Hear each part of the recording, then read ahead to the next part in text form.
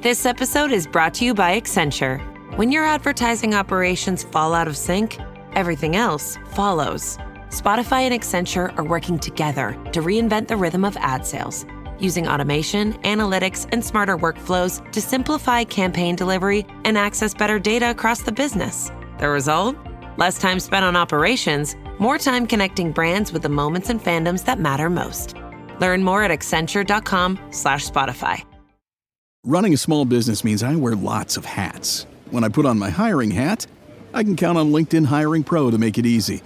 LinkedIn Hiring Pro helps manage my hiring workflow, puts my job post in front of a unique network of professionals, and matches me with the best candidates for my business. I can also share my job with my network. No other job site lets me do that. No wonder most small businesses say they'd use LinkedIn Hiring Pro again. Hire right the first time. Post your job for free on LinkedIn today at linkedin.com/quality. Hear that? That's now Crispy and McCrispy strips meeting Creamy Caesar sauce. Sounds extra crispy. Caesar sauce at McDonald's for a limited time. Ba-da-ba-ba-ba. Hey there, Mama Work It Tribe. I'm Marisa, working mom of 4, lover of all things flow, family, and fulfillment. You're tuning in to the Mama Work It podcast, where we take aim at overwhelm, mom guilt, and exhaustion and swap them out for big dreams, belly laughs, and productivity that actually fits into your life. Every week, we dive into tips, motivation, and a healthy dose of fun so you can slay your day even when you're busy AF. Ready to feel seen, energized, and totally unstoppable? Let's get to work, Mama.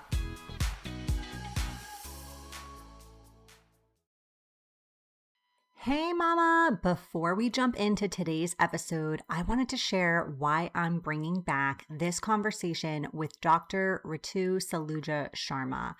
Even though this episode originally aired much earlier, the topics we cover, stress, sleep, hormones, burnout, mental load, are issues so many of us are still navigating every single day. In fact, I've had listeners continue to message me about this episode because the advice is just as relevant now as it was when it first aired. Whether you're running on too little sleep, feeling constantly stressed, or wondering why your body doesn't seem to bounce back the way it used to, this conversation is packed with practical insights that help you feel more like yourself again. Dr. Ritu breaks down the connection between sleep deprivation, chronic stress, and overall wellness in a way that is super easy to understand and immediately actionable. So if you're listening while juggling work, kids, laundry, carpool, or all of the above, consider this your reminder that your rest matters. Let's revisit this powerful conversation on sleep, stress, and sanity with Dr. Ritu Saluja Sharma. Hello, Mama friends, and welcome back to another episode of the Mama Work It podcast. Today on the show, we are chatting with Dr. Ritu Saluja Sharma. Ritu is a physician, a mom, an integrative health coach, and the founder of Head, Heart, Hands, a comprehensive lifestyle change program. After 15 years of being on the front lines working in the ER, Ritu got a second board certification in lifestyle medicine to help people lose weight, prevent disease, optimize their physical and emotional health, and increase longevity. Because so many of our listeners are busy working moms who don't always prioritize physical and emotional health with our hectic schedules, I wanted to interview Ritu today to give us some practical advice on how we can easily make this happen. We're going to be talking about how to get better sleep, how to manage stress, and overall how to live a healthier, happier, and longer life so we can be there for our families and ourselves in the long run. Ritu, thank you so much for being here. Thank you so much for having me. I'm so excited to be on your show and to reach all these hardworking mamas out there. So thank you. Yeah, likewise. We're excited too. All right. Well, first things first, please tell us a little bit more about your story. You were already a very busy mom, I imagine, working as an ER doctor. And then you decided to get another certification and create Head, Heart, Hands. So, what sparked this? Yeah, so this is kind of a long story. I mean, I guess it's like, I feel like everything in my life has kind of led me to this point. So, yeah, so I've been an ER doctor for 15 years, over 15 years. And, being an ER doctor, it's an amazing job. I get to see kids, I get to see adults, I get to see pretty much every medical condition. And in this past year, I've seen a lot of people with COVID-19, unfortunately. But, being on the front lines of our healthcare system, it's a unique vantage point, and I'm able to sort of see all of the flaws of our healthcare system too. So, one of the biggest issues with our healthcare system, in my opinion, is that it's really reactive. So, when somebody has diabetes, oh, here's some metformin. When someone has high blood pressure, oh, here's some pills. And we're not really reaching or going to the root of the problem. And disease prevention is really not the focus. The focus is more on expensive interventions or expensive pharmaceuticals or expensive supplements. And so I've always thought that I wanted to do something more holistic. I've always thought that I wanted to do something with prevention in addition to working in the ER. And so then when I stumbled on lifestyle medicine, it really resonated with me because the whole idea with it is that most of our chronic diseases, or many of our chronic diseases are rooted in our lifestyle and are potentially preventable. And so every shift all day long, I've seen people suffering with conditions that could likely have been prevented. So then when I started learning more about this, I'm like, this is really, this is the key to really helping people, helping heal people. And then going along with that, that's also a big driver of our healthcare spending. So I also feel like, by helping people prevent disease, that will also help relieve the burden off of our healthcare system and all the unsustainable spending in our healthcare system. So I really feel passionate that this is something that I wanted to do. But then what I wasn't really expecting is that along with learning all of this, it kind of sparked a personal transformation for me. So, for a few years there, I was really not feeling that great. I was working a lot. I was exhausted all the time. I mean, as an ER doctor, small kids, I was working at night, working in the evenings. And the first thing that I let go was my sleep. I really felt like the last thing I wanted to do was waste my time sleeping. And so I really just wasn't prioritizing that at all. And I wasn't sleeping enough. And then I would find myself being exhausted all the time. And then when I was exhausted, then I just was more cranky. And then I would find myself emotional eating, and I'd be at work and, in our break room, there'd be cookies and chips and all sorts of stuff. And I'd be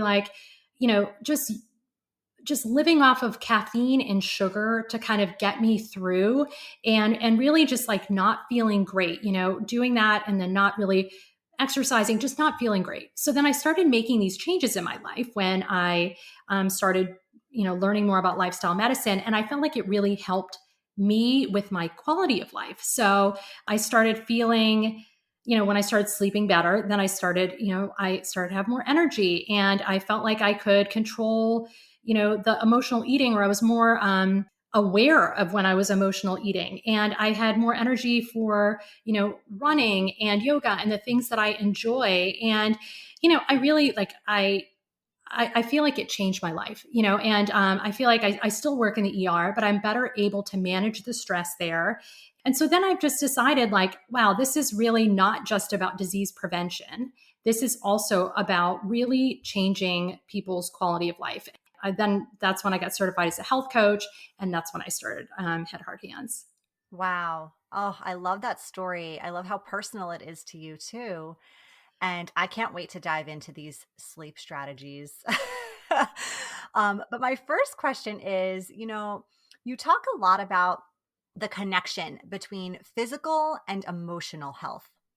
And I also believe this to be true. I've seen this in my own life. I've seen this in clients I work with in their lives, but I'm no certified physician. So can you speak to this a bit more? Like, what's the scientific proof in this? Can you back it up for us a little bit?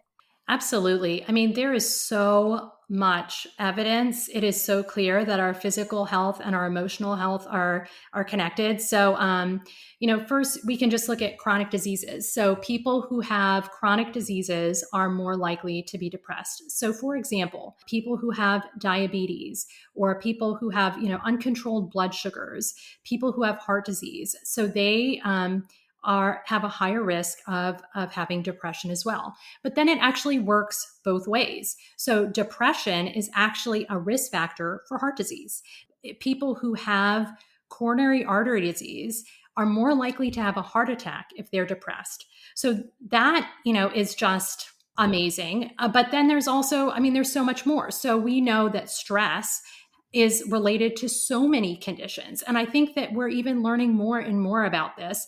But, we know for certain that stress is related to heart disease. Stress is related to a lot of digestive issues. Stress is related to, it can be related to chronic pain. It can be related to fertility issues. It can be related to acid reflux. There's so many issues, medical issues that are related to stress. And I think the list is getting longer and longer of what we are aware of. Tomorrow morning is knocking. Stock your fridge now. How about a creamy mocha frappuccino drink? Or a sweet vanilla? Smooth caramel maybe? Or a white chocolate mocha? Whichever you choose, delicious coffee awaits. Find Starbucks Frappuccino drinks wherever you buy your groceries. This episode is brought to you by Perfect Bistro Cat Food. Cats, this ad is for you. Has your human ever called you picky, persnickety, choosy? If so, Perfect Bistro Cat Food is for you. With ingredients like wild-caught tuna and pasture-raised lamb, tantalizing textures, and delectable flavors that meet even the most discerning cat standards. You're not picky, you're just perfectionists. Perfect Bistro, mealtime perfection for every cat. Have your human visit perfectbistro.com. And then not just that, it's also the lifestyle factors that we all think about as like, oh, these are the things that we need to do to help our bodies physically. But those same lifestyle factors are the same factors that help with our mental and emotional health. So for example, the food we eat. So, we all know that we should be eating well, eating healthy food is good for our bodies, but it's also really good for our mental, for our emotional health. And there is a wealth of research actually, which supports this. So for example, eating more processed food, eating fast food, both of those are correlated with an increased risk of depression. But then eating the Mediterranean diet or eating more omega-3 fatty acids and monounsaturated fats. So those are the fats that are in like avocados and nuts. So those are associated with a decreased risk of depression. And so, all of the mechanisms of that are not completely understood, but we do know some. And, it's believed that fruits and vegetables and nutrient-rich foods, those obviously help our body work properly physically. And, when our body is working better physically, then that translates to us feeling better. And then when we feel better, then we tend to be happier. Then also, some of the food we eat, so some of the fast food and the processed food and, some of the trans fats and saturated fats, those are actually, they promote inflammation. And so what's so interesting is that inflammation has become like a big field that we're just sort of learning more and more about. But, the low-grade inflammation that occurs in our body from the food we eat actually affects our brain, and it's called neuroinflammation. And that neuroinflammation can actually it's actually related. It can have an effect and increase the risk for depression. So, it's just amazing. And then physical activity, for instance. So when we are exercising, exercise actually has in studies, they show that it may be as effective as antidepressants in treating depression. And I'm not recommending that people go out and, go off their antidepressants. But I do think it's important to know how much it can actually make a difference.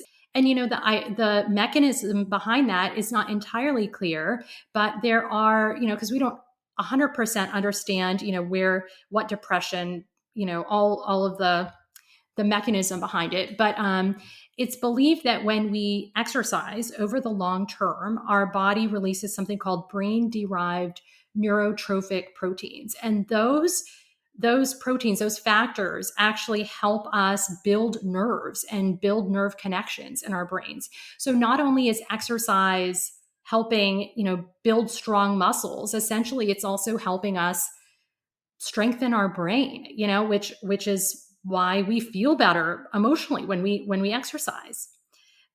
And then sleep. Sleep also is so important for our immune system, for our bodies to function properly. But then it's also so related to our mental health. So when we are not sleeping properly, then that predisposes us to negative thinking and emotional vulnerability, and we're not able to manage or deal with our stress as well. And then also, mindfulness. So mindfulness-based stress reduction. So, I think a lot of people think about meditation and, these types of stress reductions techniques as, that they can be helpful for your stress and your emotional health. But then there's a lot of evidence that these same stress reduction techniques can actually make a big difference for our physical health. So, for example, mindfulness-based stress reductions have been linked to decreasing the risk for cardiovascular disease, decreasing blood pressure, decreasing pain, helping with addictions, helping with immunity. So there's so much crossover of how much our physical and emotional health are related, and then how it's related to our lifestyle. Wow. That's incredible. So many concrete examples there. And I want to mention too, I think a lot of times women our age, women with young kids, we don't think we are susceptible to some of these chronic diseases or these really serious things that can occur because we feel like we're young, we're fairly healthy. But I think we don't realize how much these decisions we're making, this lack of sleep or this diet that we're following, lack of diet, I should say, maybe, could really harm us in the not so far off future, right? Yeah. I think obviously I see people with lots of diseases and medical problems and people, who end up there. So I'm faced with it every day. So I just see that. And for most, for many people, maybe it won't, they won't have a disease or they won't, end up in the ER for some reason. But these same lifestyle factors, the same self-care measures that help us prevent disease, for people like us, maybe the stronger motivator is actually just feeling better, improving your quality of life. And, I think for me, that's, knowing what I know about preventing disease, that's a big motivator for me too. But improving my quality of life, maybe even be a bigger motivator at this point of why, I continue doing what I'm doing. Yeah. Who doesn't want to live their best Mm-hmm. life? This episode is being sponsored by Air Doctor. I was always tired, but it wasn't just stress. The air in my home was making it worse. Then I discovered Air Doctor. Believe it or not, cleaner air not only was a benefit for our family, our home, and our peace of mind, it helped me sleep better. So why choose Air Doctor when there are so many options out there? Air Doctor's powerful 3-stage filtration captures extremely small particles, about 100 times smaller than what typical air purifiers can remove. It captures airborne contaminants you don't want to be breathing in, like dust, pollen, mold spores, pet dander, wildfire smoke, bacteria, viruses, odors, smoke, ozone, and VOCs, volatile organic compounds. Its whisper quiet operation isn't loud like others on the market. It's got an auto mode feature, which ensures optimal air 24/7, and change filter reminders so there's no more guesswork. Don't just take my word for it. Over 93% noticed fewer allergy symptoms, including less congestion, stuffy noses, and itchy eyes. In fact, Air Doctor won Newsweek's Reader's Choice Award for Best Air Purifier and was voted Best Air Purifier in the Green Matters Approved Awards. Head to airdoctorpro.com and use promo code MAMA and get up to $300 off any of their select Air Doctor models. Plus, you will get a 3-year warranty absolutely free. All Air Doctor air purifiers come with a 30-day money-back guarantee. Get this exclusive podcast-only offer now at airdoctorpro.com. airdoctorpro.com using promo code MAMA. I think we often get caught up in the crazy vicious cycle of like the busyness, the perpetual busyness of the day-to-day that we forget, like, hey, this is it. Today is the day. I'm living this life. I don't want to wait for, next year. I don't want to wait till the pandemic's over. I don't want to wait until my kids are in school or they're out of school or whatever you're waiting for. Like, let's start now because the days are passing us. I agree. All right. Well, let's talk about sleep because I know people listening are curious. So how much do we really need? How can we improve our quality of sleep? Give us all your best sleep tips. Yeah, so I have a lot that I can say about this.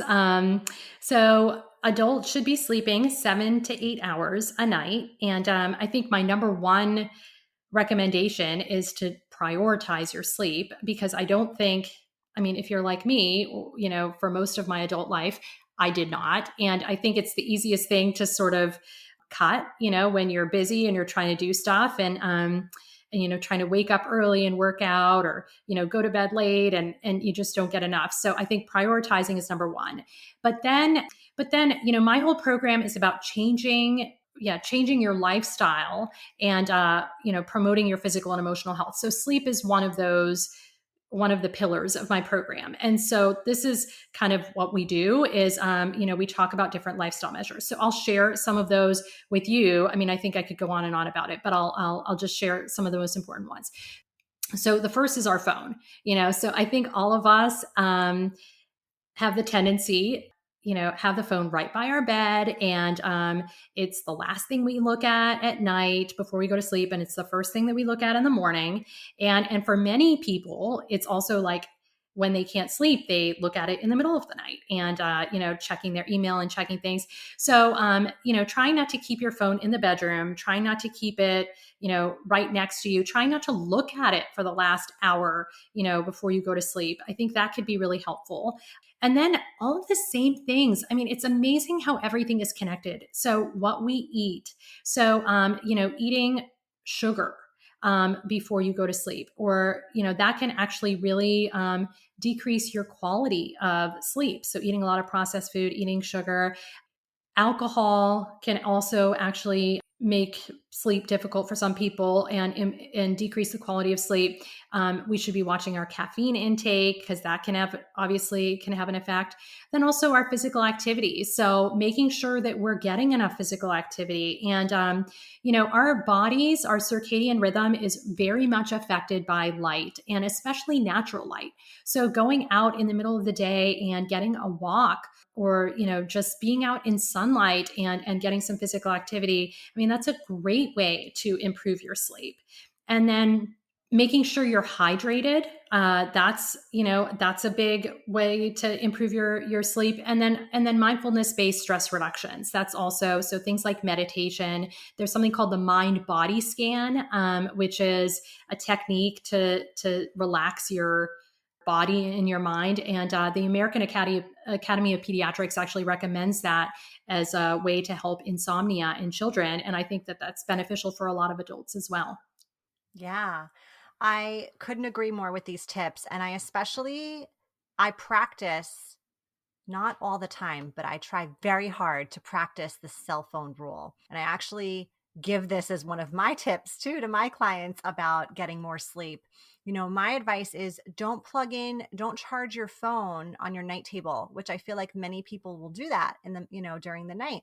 Put it in a place in a different part of your room, so that you actually have to get up and check your phone if you want to. And it's a lot less likely that you'll do it, right? Once you're kind of in bed, once you're once you wake up, it's not the first thing you reach for. It's also good if you're somebody who in the past, I used to love to snooze in the morning, but now I no longer do that. I wake up when the alarm goes off. If your phone is plugged in a different part of your room, you actually physically have to get out of bed to turn your alarm off if your phone is acting like your alarm. So you can no longer snooze if that was your issue. That's all good advice. Yeah, yeah.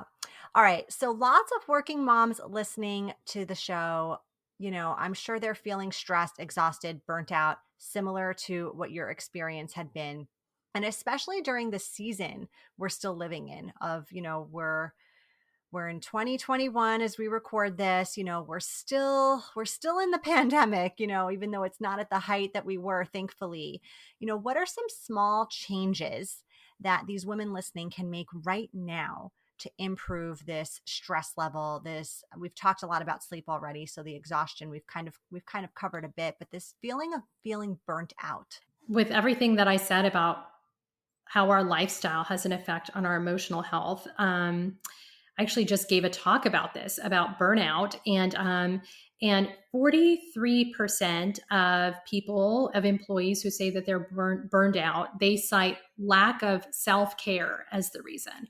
And so, I mean, that is a huge factor. And so, I would say just getting rid of the guilt and getting rid of the shame, and just maybe doing just one thing, picking one thing, and realizing that what you're doing for yourself will not only help yourself physically, it'll help yourself emotionally, but it will also help those people around you. So if you feel like, oh man, I don't have time to go for a walk, how can I do that? Or, my kids are going to have 30 minutes more of screen time if I, do yoga, realize that actually this benefits them too, because when you are taking care of yourself, you will feel happier. You'll be more capable of dealing with the stress of daily life. You'll probably be, enjoy being a mom more. I mean, I know that that's how I feel, that, when I'm exhausted and burned out, it's hard to really enjoy the time with my kids as much as when I'm feeling rested and I feel like my tank is full. So, and it'll also, it will help at work, so I have an employee workplace wellness program that I'm branching into that field. And, employers also want employees that feel good physically and mentally. So recognize that when you're taking time for yourself and you're doing something every day to help yourself feel better, that is actually a win-win-win. It's a win for everyone. So take out the shame, take out the guilt, and just celebrate it. Yeah, couldn't agree more. This is my philosophy too. It's like, when you feel good, you do good. Your productivity is higher, your motivation's higher, you're a better mom, employee, spouse. You're so much better for everyone around you. And the bonus of that is you're better for you too. So yeah, love it. Love it. All right, we are going to hop on over to our lightning round now, where I get to ask you some totally just for fun random questions so our listeners can get to know you a little bit better. Are you ready? Sure. Okay, good. Would you consider yourself an introvert or an extrovert? So this is not a short lightning answer. I'll give you a couple sentences, but I would say I was an introvert. My whole life, I would have said an introvert. But, recently I feel like I've been pushing myself out of my comfort zone and doing podcast interviews and public speaking. And I'm realizing that, these beliefs that we have about ourselves, they are based on our life experiences, but they're not fact. So, at this point now I'm starting to question, I've always thought of myself as an introvert, but maybe in a couple of years I'll say I'm an extrovert. Yeah, you're in the transition phase. Yeah. I mean, I'm recognizing that, these beliefs that we have about ourselves are not necessarily true, and that, we can be whoever we want to be. Yes. Couldn't agree more. Okay. If you could only eat one food for the rest of your life, what would it be? Calories don't count, although I know you're going to take wellness into consideration here. So I'm going to say something that everyone's going to be like, what? But pizza. I love pizza. But I most of the time make it myself. Now in my program, we don't just like deprive ourselves and say like, oh, certain foods are bad and we can't eat them. So yeah, sometimes we'll order pizza, from out, but a lot of times I make it myself, and I make it with a whole wheat crust, and I put a bunch of roasted vegetables on it and just like a teeny bit of cheese, and it's like so yummy, and I pair it with a salad. So we eat that like once a week for sure.